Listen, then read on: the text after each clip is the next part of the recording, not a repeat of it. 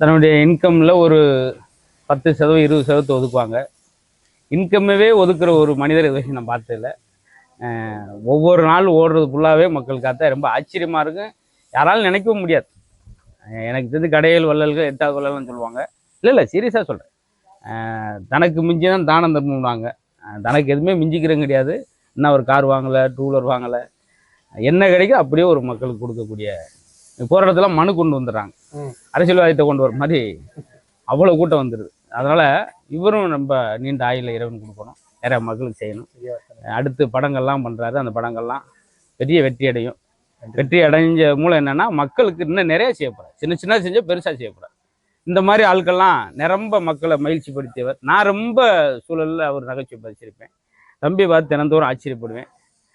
தம்பிக்கு பக்கவலமாக இருக்கக்கூடிய நம்முடைய விக்கி, இவங்கெல்லாம் ரொம்ப சந்தோஷம், மன நிறைவாக இருக்குது. இது